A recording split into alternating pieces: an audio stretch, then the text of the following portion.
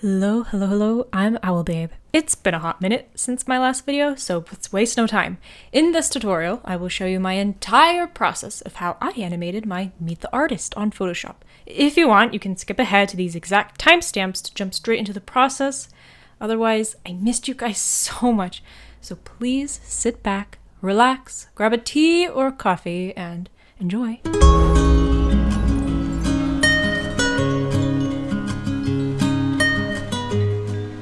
Of course, we will not begin the video without a proper tea review. A few months ago in October, my friend from the Netherlands, Emma Creatures, sent me some loose leaf tea, and I couldn't believe her. I'm not too sure how to pronounce the tea, but I think it's kodoche. Anyways, here's my reaction when I opened the bag. Oh my god. It smelled ethereal. There were whole rosebuds and dried strawberries and raspberries. I never had a tea or owned a black tea like this before, so you would understand how excited I was to brew it. Anyways, here's a tea ASMR montage.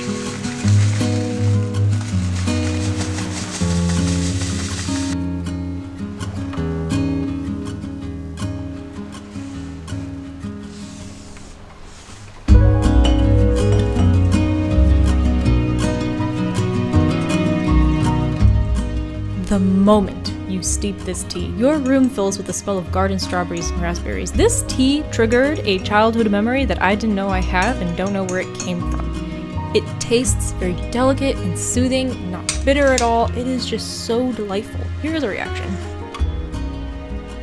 Woo! So good!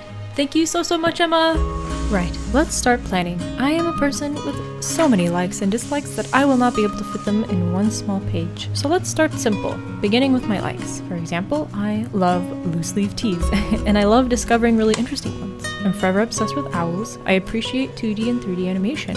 I love story-based RPG games. And I love all kinds of music. I listen to way too much music. And I love ambient lighting, as well as RGB lighting, so don't judge. Now, with my dislikes, it gets a little more specific.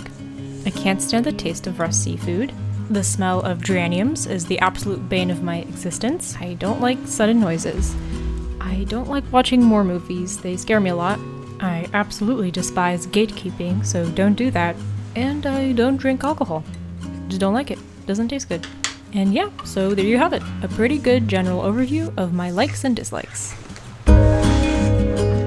Moving on, I wanted to share some of the inspiration I had for my Meet the Artist. I liked how Mifluiwave drew their character with line work and flat colors. Ravenous had a really interesting video game inventory format that I found really inspirational. Sevanto, I love how he draws his characters, and I love how he puts memes at the end of his posts.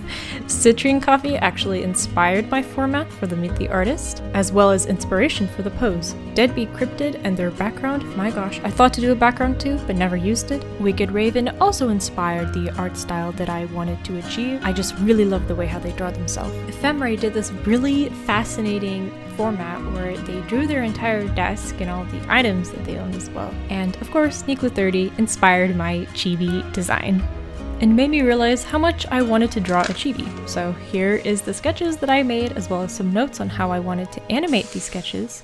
Here are some more additional facts and my drawing instruments, such as my XP Pen Deco Pro, my blue color pencil, Muji mechanical pencil, and Muji eraser, my Logitech Owl Mouse, very important, and my favorite mug, also very important. Right, let's move this sketch over to Photoshop and whoop. I created my project at 3000 by 2400 pixels with a DPI of 200, and then I just started tracing my initial sketch to become a reference for animating. All of my rough sketches, animations, and line art will be done with a really thin pen that is 3 pixels in size. I like using this particular brush because it makes your art look like it's lineless. Right, now here's my finalized reference for my animation, and I went ahead and lined the objects, but we will worry about them later.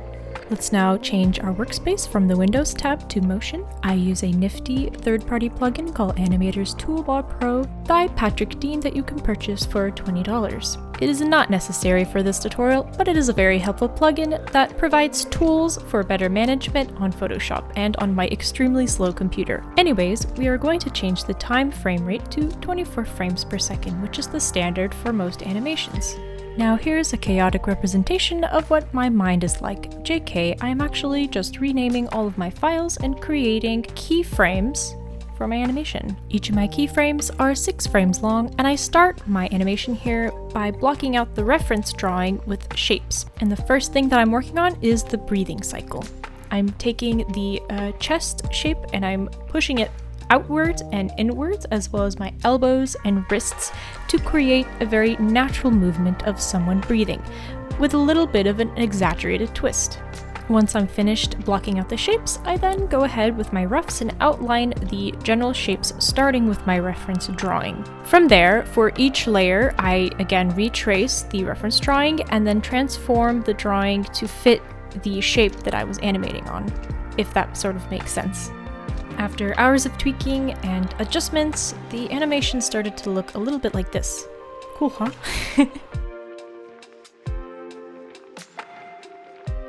Moving on, I jumped straight into animating the blinking. I drew up a quick timing chart, but spoiler alert, I changed it like 10 times throughout the course of making this project. Which is fine, because the journey of animating is never linear, it is constantly evolving.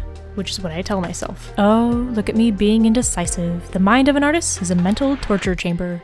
And would you look at that? I figured it out. I'm so proud of myself. To celebrate, I made another timing chart to figure out the animation for idle body movements. I thought to animate myself tipping my teacup in a very gentlemanly fashion, which is something that I would kind of do.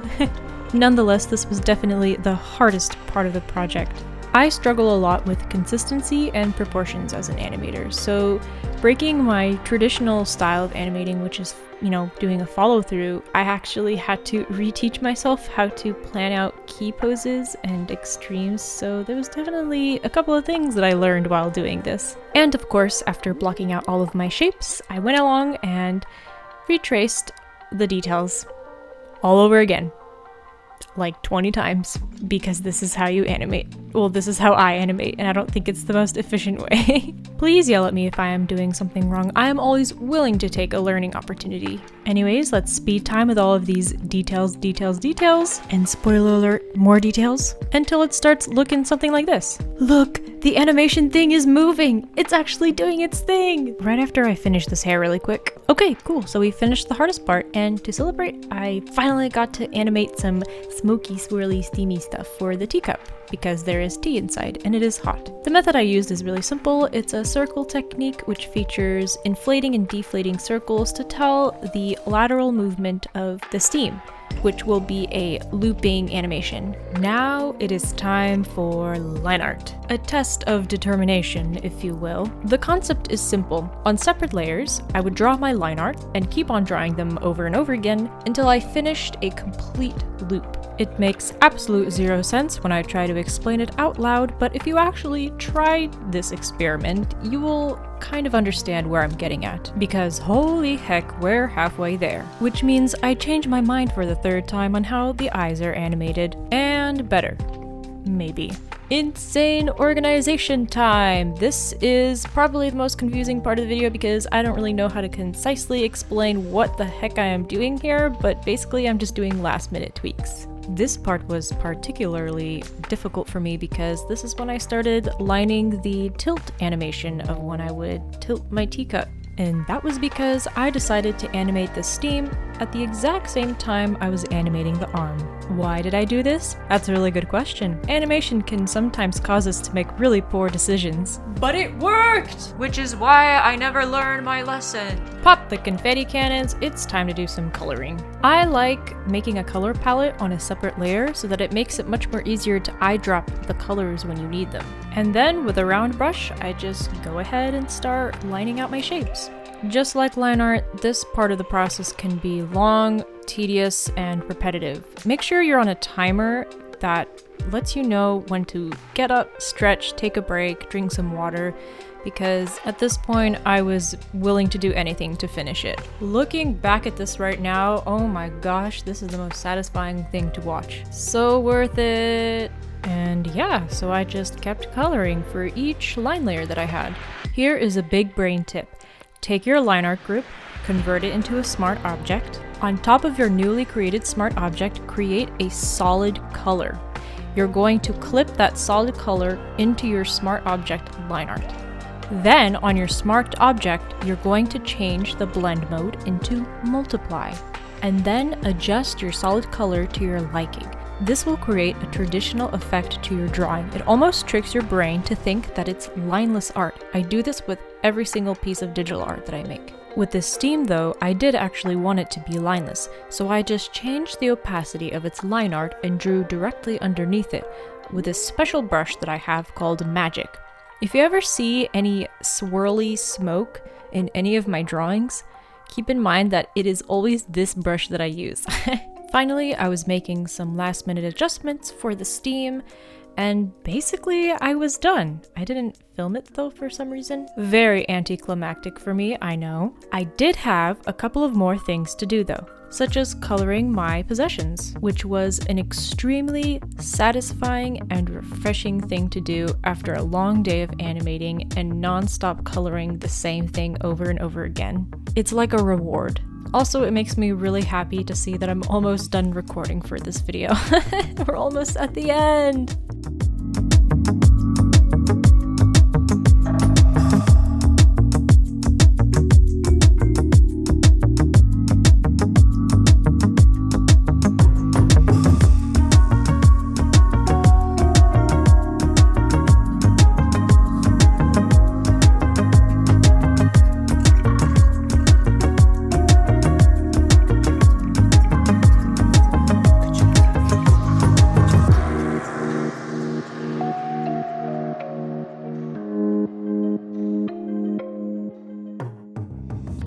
Right, so we're nearing the end. I added all the extra details such as the title, my pronouns, my sign, all of the facts about me.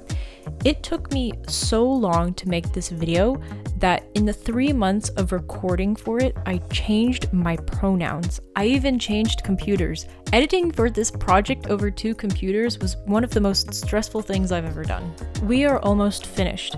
This is very unnecessary, but I went ahead into Premiere Pro and made some final adjustments for the colors. I also went ahead and added chromatic aberration and film grain overlays to give that spicy, delicious vintage look. And there you go, guys, the final product. Thank you so much if you've watched all the way to the end. That means the world to me, and I cannot express how much I'm thankful for that. Love you all, and I'll see you in the next video. Bye!